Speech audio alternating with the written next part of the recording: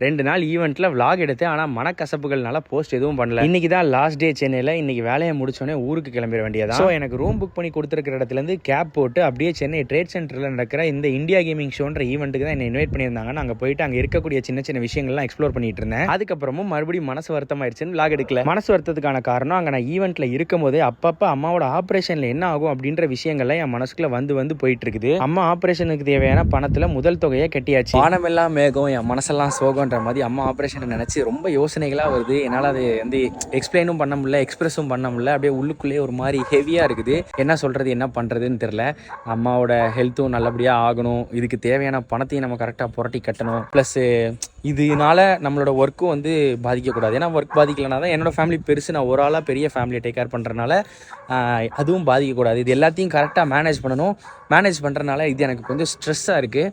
இதுலேருந்து என்ன எப்படி வெளியே கொண்டு வர்றது அப்படின்றதும் தெரில. அதே நேரத்தில் ஃபேமிலியையும் இந்த சூழ்நிலையிலேருந்து வெளியே கொண்டு வந்து ஒரு ஹாப்பியரான ஸ்டேஜுக்கு கொண்டு போகணும். அதுவுமே எனக்கு கரெக்டாக அது எப்படி கொண்டு போகிறது அப்படின்னு தெரில. பட் அது எல்லாத்தையும் கடந்து நான் வருவேன் அப்படின்னு நான் நம்புகிறேன். அதுக்கு உங்களோட சப்போர்ட்டும் தேவை.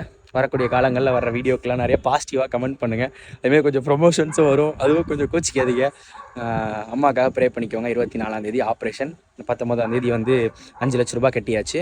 மிச்ச காசை வந்து ஆப்ரேஷனுக்கு முன்னாடி கட்டணும். நல்லதே நினைப்போம், நல்லதே நடக்கும். பாய் நண்பர்களே.